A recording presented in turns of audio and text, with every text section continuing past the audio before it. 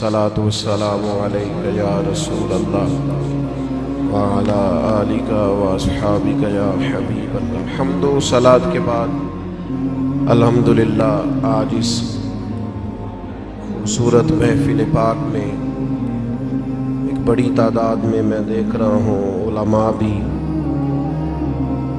और दीगर दीनी और रूहानी शख्सियात भी जलवा फिराज हैं। अल्लाह ताला हमारी इस हाज़री को अपनी बारगाह में कबूलियत का शर्फ अता फरमाए और इस महफिल पाक को अकायद की पुख्तगी, आमाल की दुरुस्तगी और हमारे गुनाहों की माफ़ी का सबब बनाए। इस्तक़बाल रमज़ान मुबारक के ताल्लुक़ से आज की इस बज़्म नूर का इनेकाद है। अल्लाह ताला ने कुरान मजीद के अंदर इरशाद फरमाया कि शहरु रमज़ान अल्लज़ी उन्ज़िला फ़ीहिल कुरान, फरमाया रमज़ान का वो बाबरकत महीना है जिसमें हमने कुरान मजीद नाज़िल फरमाया है।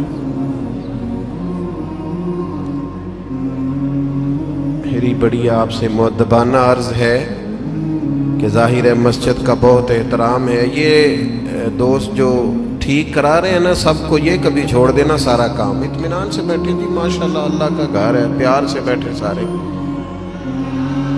आप सब इत्मीनान से, बस अपनी अपनी जगह। कोई किसी को अगर दुरुस्त करना भी छोड़ दें तो आपका अल्लाह ताला आपको सिला अता फरमाए। अल्लाह के घर का एहतराम ज़्यादा है।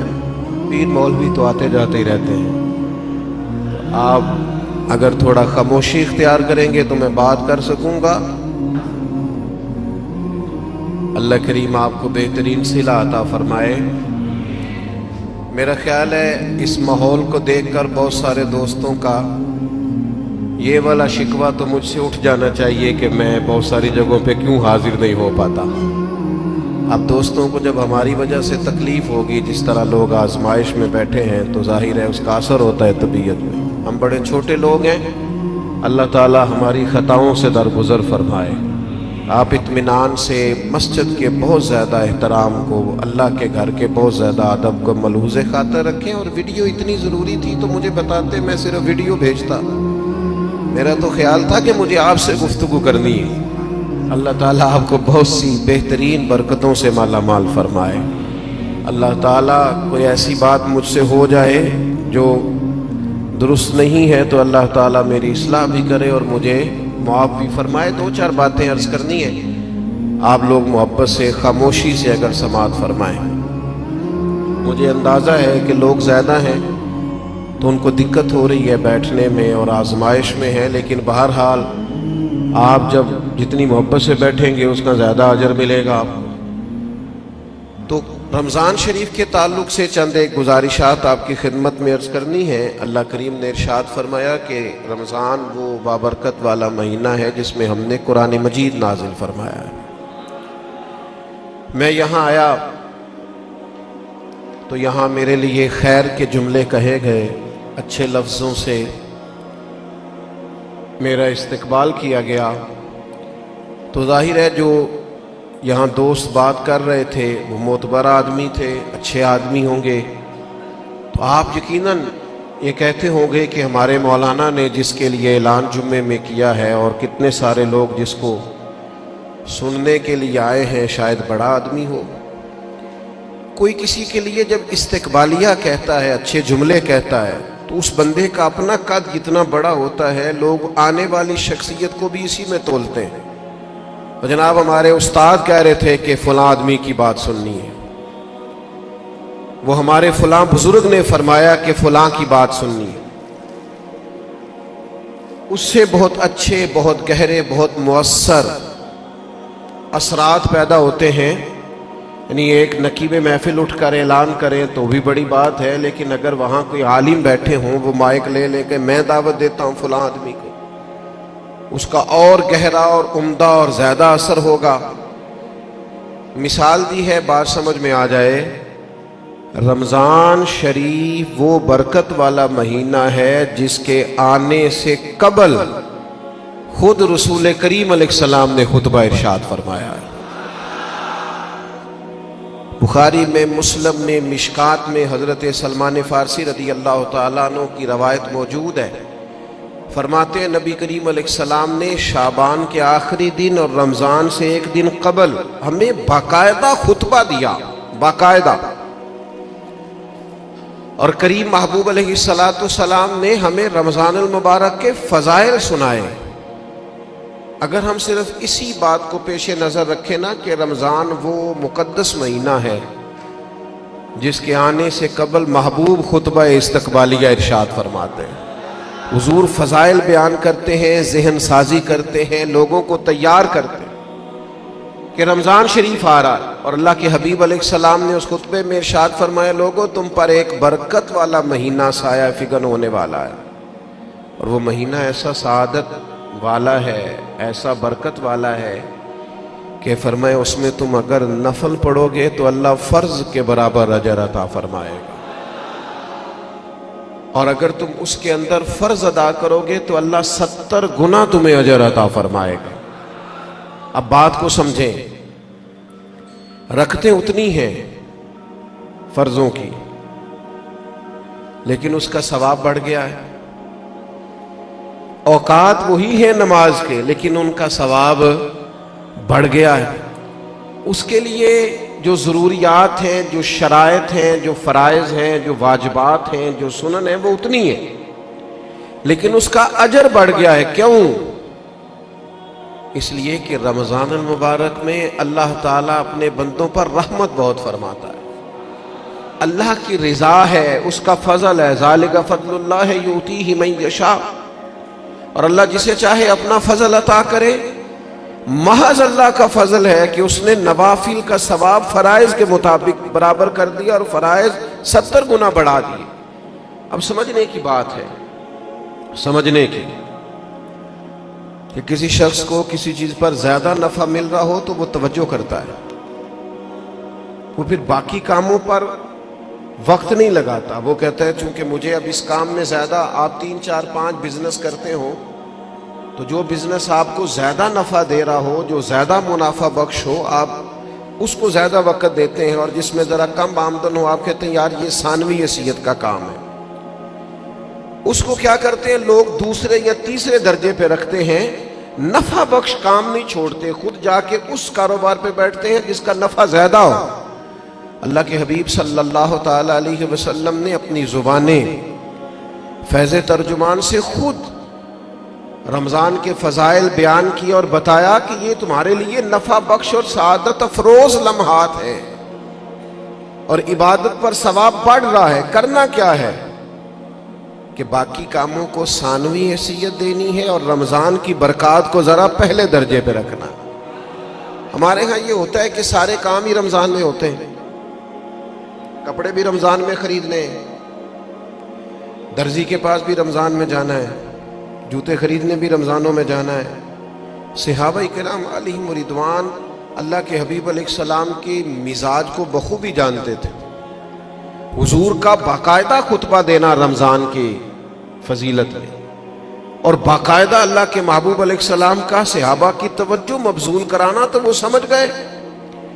अब अहवाल में लिखा है सहाबा के कि वो क्या करते, अपने सारे काम शाबान में ख़त्म कर लेते, लेन देन का हिसाब भी शाबान में कर लेते, और जब रमज़ान आता तो फिर वो सारा वक़्त इबादत को देते।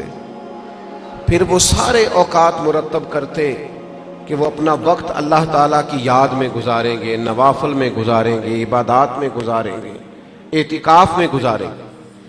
करने का काम ये है कि हम ज़हनी तौर पर तैयार हों, हमारा मिजाज बने। तवज्जो है आपकी मेरी बात पर?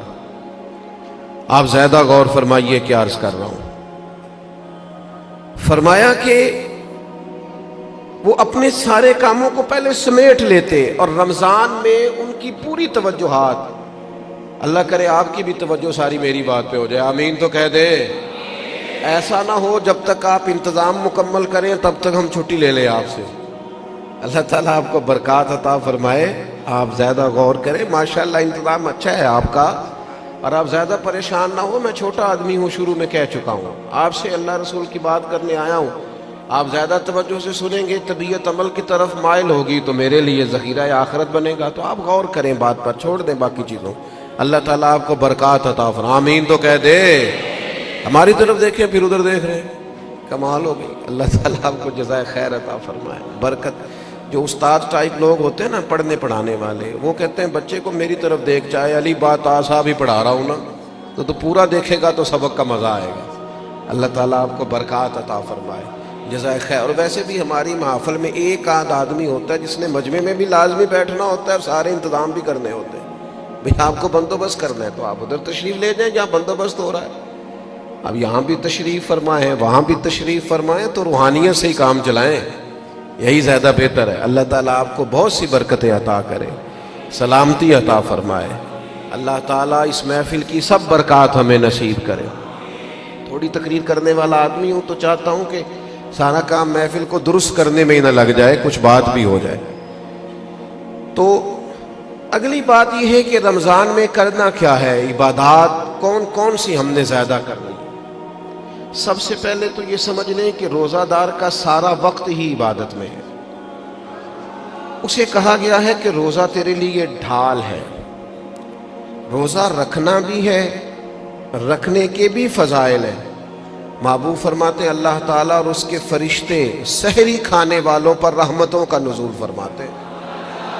نہیں، آپ کھانا ہی کھا رہے ہیں لیکن کھانا کھاتے کھاتے آپ پر رحمت ہو رہی ہے۔ اور حضور علیہ السلام نے فرمایا، اور ہمارا اور دیگر مذاہب والوں کا فرق یہ ہے کہ ہم سحری کھاتے ہیں اور وہ بغیر سحری کھائے روزہ رکھتے ہیں۔ یعنی سحری کھانا، اس کو اللہ کے محبوب علیہ السلام نے کتنا درجہ عطا فرمایا۔ اب آپ نے روزہ رکھ لیا، روزہ ڈھال ہے، اس کو رکھنا بھی ہے اور اس کی حفاظت بھی کرنی۔ تھوڑا سا اپنے آپ کو رمضان المبارک میں بدلنا ہے، روٹین کا کام نہیں کرنا۔ آپ نے روزہ رکھا ہے، اب آپ کو اس روزے کا محافظ بننا ہے۔ اس کے لیے کیا کریں گے؟ اپنے آپ پر ذرا پابندی لگائیں گے۔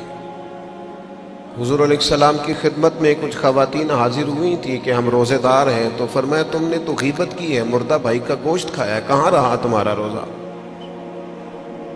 جب تک کوئی جھگڑا نہ کرے، جب تک کوئی غیبت نہ کرے، اتنی دیر تک تو اس کا روزہ ڈھال ہے۔ لیکن اگر کوئی یہ کام کرتا ہے تو اس کا لازمی نتیجہ یہ نکلتا ہے کہ وہ اپنے روزے کی برکات کو ضائع کرتا ہے۔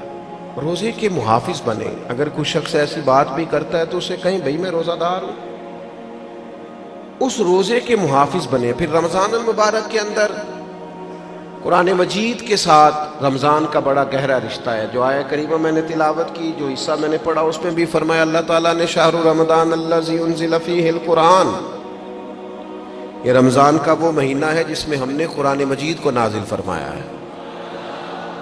ہمارا نا قرآن مجید کے ساتھ رشتہ آخر کس طرح کا ہونا چاہیے؟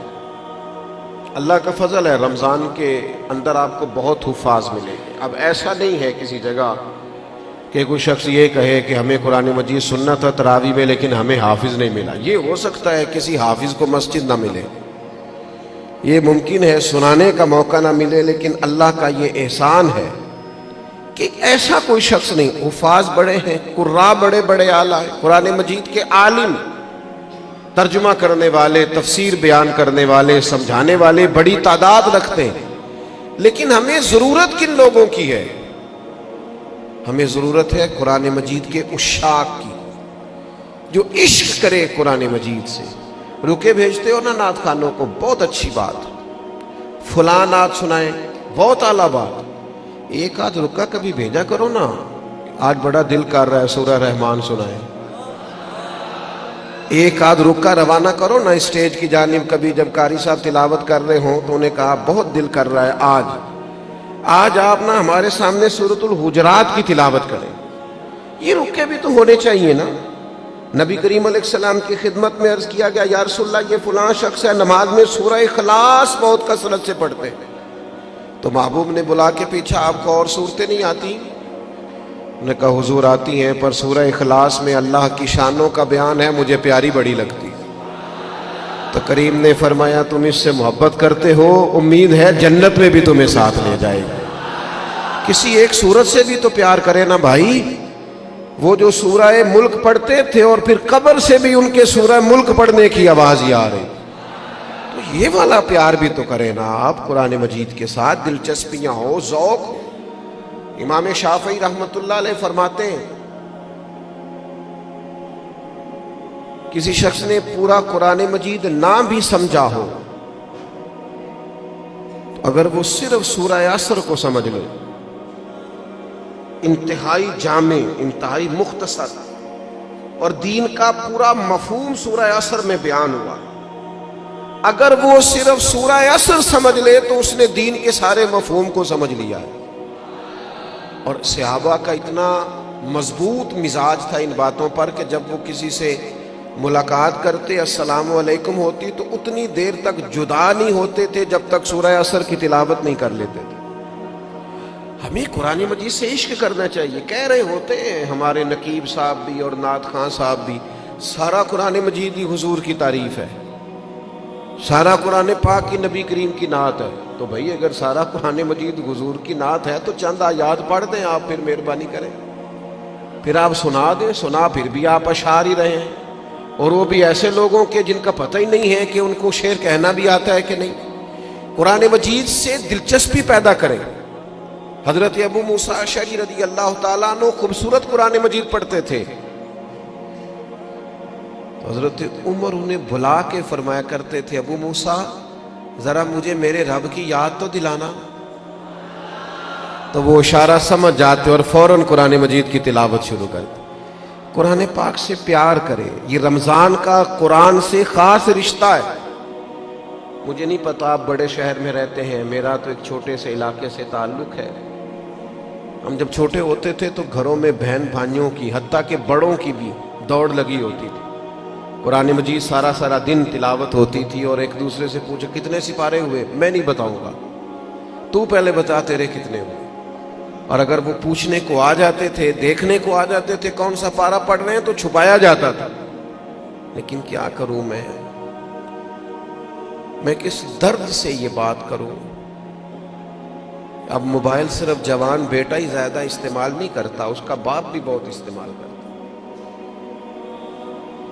اب ٹیلی فون پر صرف بچے نہیں لگے ہوئے, ان کی اماں بھی بہت استعمال کر رہی. وہ عشق جو آپ کا قرآن مجید سے ہونا چاہیے تھا, جو ذوق قرآن پاک سے ہونا چاہیے تھا, پلٹ کر قرآن مجید کی آیات کو پڑھنا چاہیے تھا. آپ نے جس قدر چیزیں اپنے موبائل سے لی ہیں, یاد کی ہیں, ذہنوں پہ بٹھائی ہیں, کاش آپ ایک دو آیات ہم سارے یاد کرنی شروع کرتے, اصلاح لیتے, کہاں تک بات پہنچ جاتی.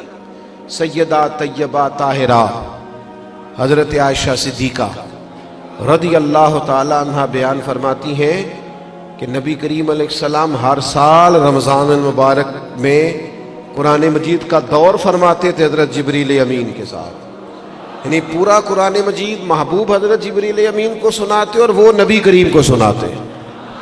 اور فرماتی ہیں جس سال حضور کا وصال ظاہری ہوا ہے اس سال 2 مرتبہ سرکار نے قرآن مجید سنایا, اور 2 بار سنا ہے.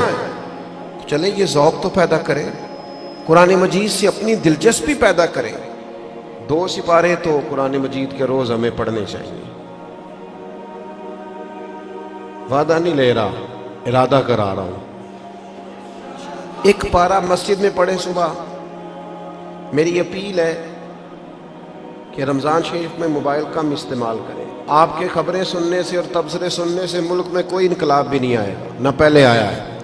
تبصرے ہونے سے کچھ نہیں آیا تو کیا نتیجہ ہے؟ کچھ بھی نہیں. میں جی خبریں سنتا ہوں, آپ 1 مہینہ خبریں بھی رہنے دیں. آپ کے جو تعلق کی بات ہے, کوئی مجبوری آپ دیکھیں, باقی چھوڑ دیں. وقت قرآن مجید کو دیں.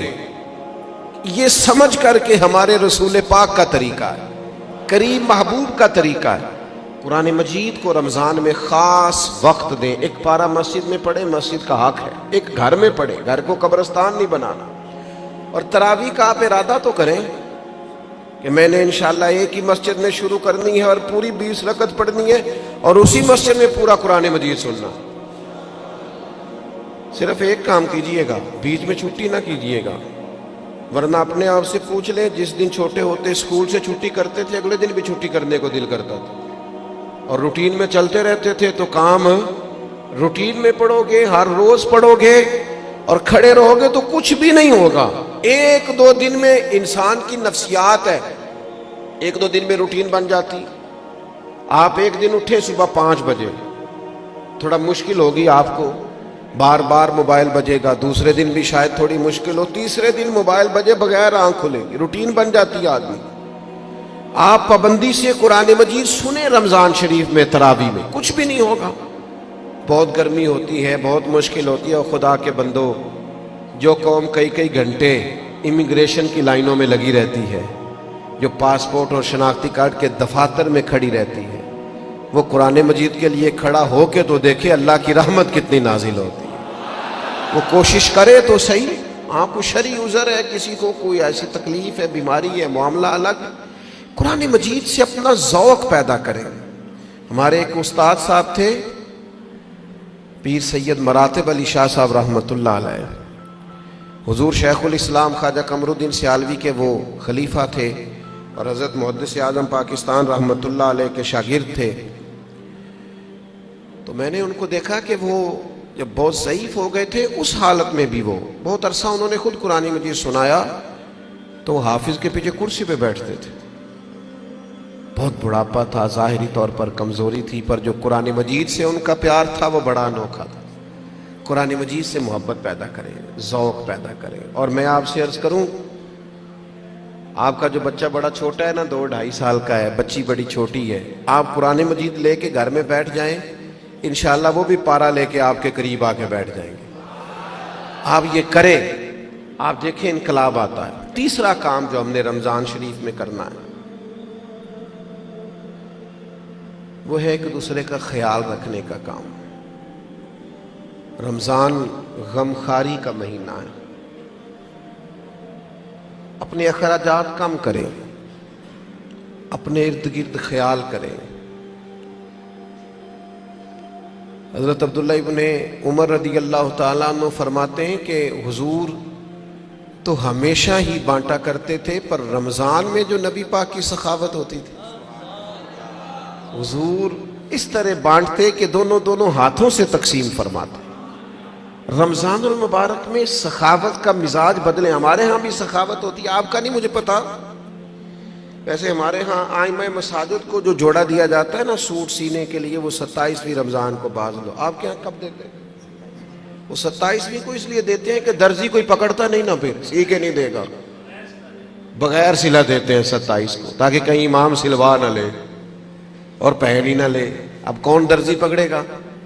آپ نے کہیں راشن دینا ہے یا کسی کو تحفہ دینا ہے تو وہ آپ رمضان سے پہلے دیں، اور علماء سے تصدیق کرا لینا، رمضان کی نیت کر کے رمضان سے پہلے بھی دے دو گے تو رمضان جتنا ہی اللہ اجر عطا فرمائے گا۔ اللہ کے بندے قبل از وقت کسی کو دیں، اور مہربانی کریں، لوگوں کو لائنوں میں لگانے کا شوق نکال دیں طبیعت سے۔ جب رب نے ہمیں دیا تھا تو لائنوں میں کھڑا کر کے نہیں دیا تھا۔ یہ کیوں شوق پیدا ہو گیا؟ پتہ ہے مومن کی عزت کتنی ہے؟ اللہ کے حبیب علیہ السلام نے فرمایا مومن کی عزت اللہ کی بارگاہ میں بیت اللہ سے بھی زیادہ ہے۔ ترمذی میں حدیث۔ شوق آ گیا لوگوں کو لائنوں میں کھڑا کر کے دیتے ہیں۔ آپ کو پتہ ہے، اور جس طرح الیکشن کے دنوں میں لسٹیں بنتی ہیں نا کس کا ووٹ کہاں ہے، اس طرح غریبوں کی لسٹیں بھی پہلے سے بنائی جا سکتی ہیں کہ کون ضرورت مند ہے، اور ایک جگہ پہ بیٹھ کر ہی بن جاتی ہیں، سب ہو جاتا ہے اگر کرنا ہو۔ میرے عزیز، لوگوں کو دیا جائے، اور دیکھنا یاد رکھنا، اگر رمضان میں بھی کوئی کریانے والے کے پاس کھڑا ہو کے کہہ رہا ہونا کہ یار بس 2 دن اور نکالو میں تمہارا قرض چکاتا ہوں، تو پھر میرا خیال ہے کہ ہمیں اپنی افطاریاں اور سیاسی افطاریاں تھوڑی بند کر لینی چاہیے۔ پھر ہمیں غور کر لینا چاہیے کہ رمضان شریف میں بھی لوگ گزارشات پیش کر رہے ہیں۔ خدا کے بندو، اس تفریق سے ہم کب نکلیں گے کہ بس ہمیں لوگوں کو خیرات ہی دینی ہے؟ آپ لوگوں کے دکھوں کا مداوا کریں، آپ تعلیم کو عام کریں، روزگار کو عام کریں، اور آپ لوگوں کی ضروریات کی کفالت کرے. ایک شخص صرف دے اور ایک آدمی کو دے، لیکن اس کی ضروریات کا خیال کرے.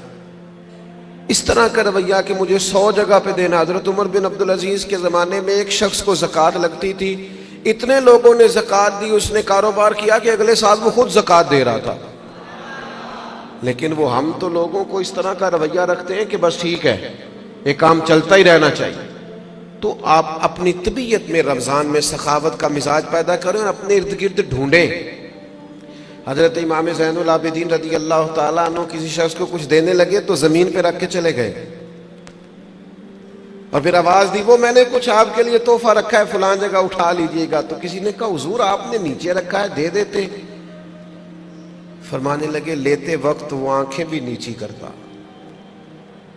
اس کی زبان پر شکریہ کے الفاظ بھی لڑکھڑاتے ہوئے آتے، اور وہ مجھے محسن جان کر اپنے مزاج میں تھوڑا کمزوری بھی محسوس کرتا.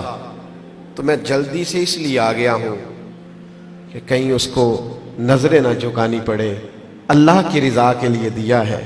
ہمارے حضرت فرمایا کرتے تھے کسی غریب کی بیٹی کی شادی کراؤ تو پھر خود اس شادی میں نہ جانا، اس لیے کہ وہ تو پھر بیچارہ تمہارے آگے پیچھے پھرتا رہے گا، نظریں جھکائے پھرے گا. تم نے تعاون کر دیا، اب گھر رہو. چوتھا کام جو ہم نے رمضان میں بہت زیادہ کرنا ہے وہ دعائیں مانگنے کا ہے. دعا مومن کا ہتھیار ہے. کچھ لوگ کہتے ہیں دعا سے کیا ہوتا ہے. میں نے کہا اگر رسول رحمت دعا مانگے نا تو اللہ حضرت عمر جیسے لوگوں کو دین میں داخل کر دیتا ہے.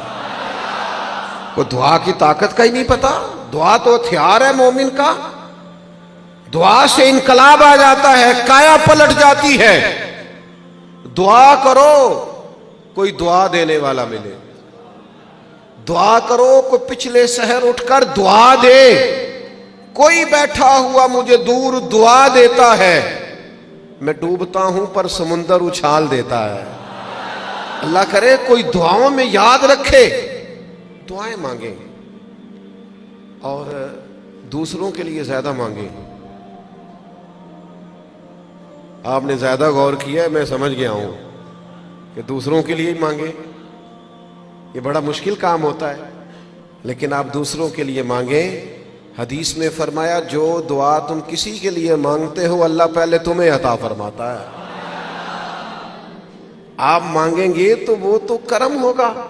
اپنے لیے بھی مانگیں پر دوسروں کے لیے بھی مانگیں. دل بڑا زخمی ہے، طبیعت بڑی بے چین ہو جاتی ہے جب فلسطین کے لوگوں کی تکلیف دیکھتے ہیں. ہم نہ خبروں میں تھوڑے دن رہنے والے لوگ ہیں، ہمارا مزاج ہے جو خبر چل گئی اس کے پیچھے ہو لیے. جن علاقوں میں سیلاب آیا تھا وہ سارے لوگ اپنے اپنے گھروں میں سیٹ ہو گئے، کاروبار چل گئے، لیکن خبریں ختم ہو گئی ہیں نا تو ہم بھی چپ کر گئے. فلسطین کی چند دن خبریں ذرا زیادہ تھیں تو ہم بھی ذرا زیادہ بات کر رہے تھے. اب وہ خبریں ختم ہو گئی، جنگ تو ختم نہیں ہوئی، تکلیف تو ختم نہیں ہوئی. خدا کے بندوں جو زخم لگے تھے وہ تو نہیں بھرے. آنسو تو اپنی جگہ پہ ہیں، درد تو اپنی جگہ پہ ہے، لیکن ہم خاموش ہیں.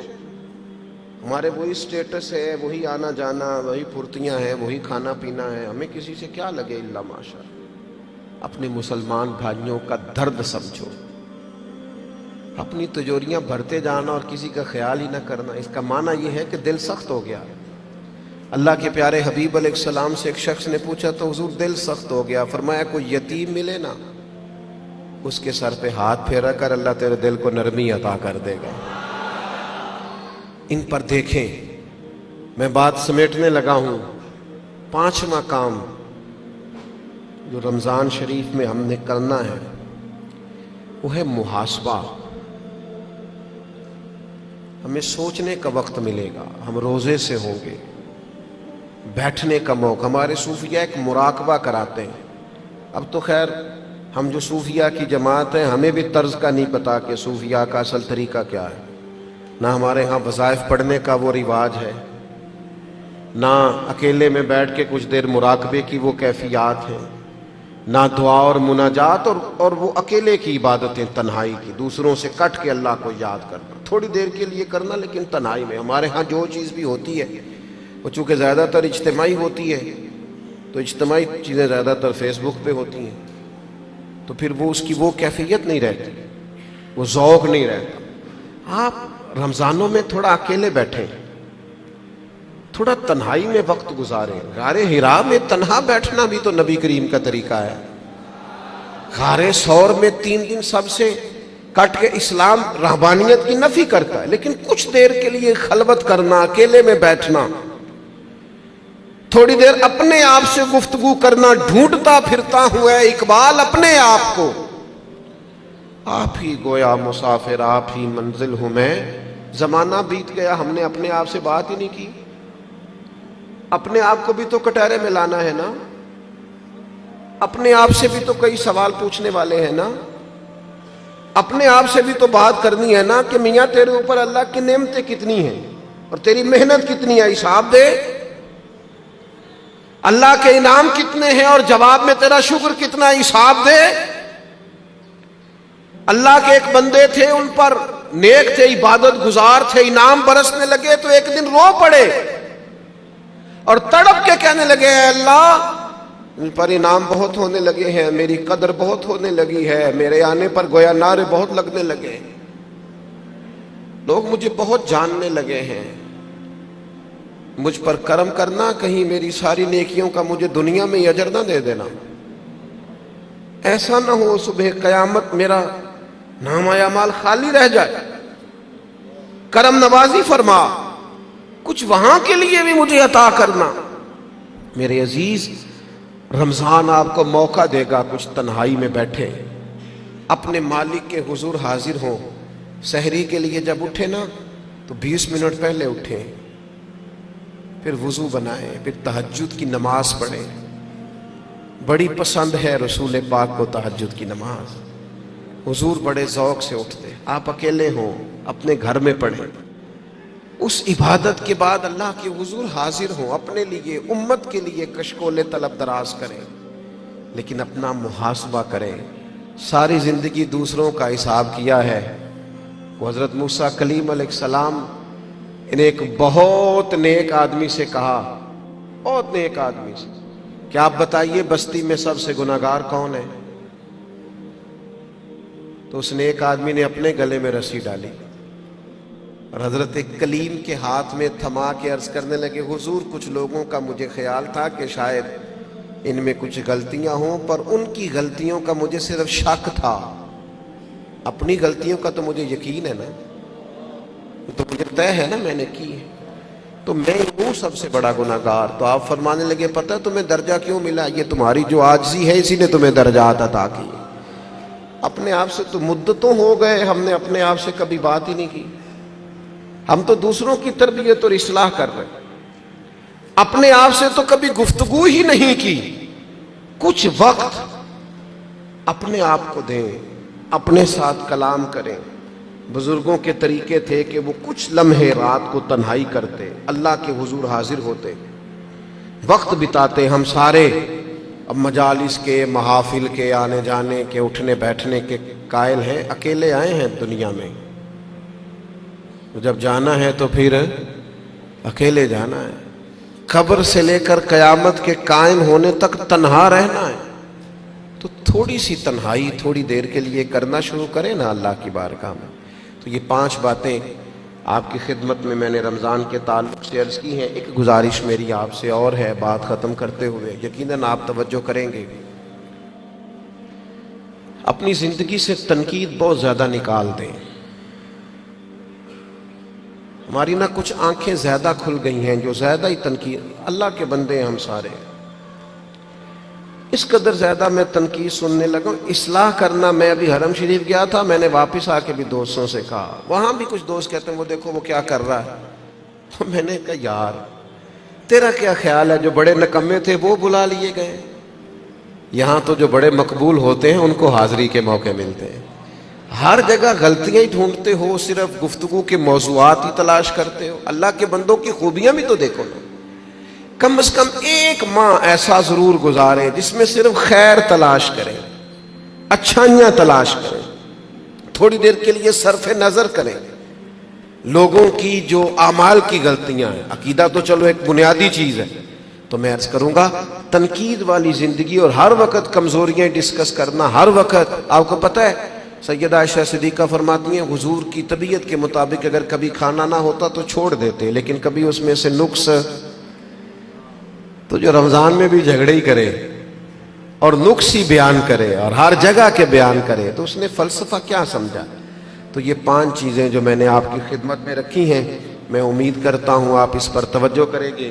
اللہ کے حضور دعا ہے مالک ہماری اس حاضری کو قبولیت کا درجہ عطا فرمائے، اتنی بڑی تعداد میں آپ آئے، اللہ ایک ایک پہ اپنا فضل فرمائے اور اہتمام کرنے والے حضرات کو بہترین جزا عطا فرمائے۔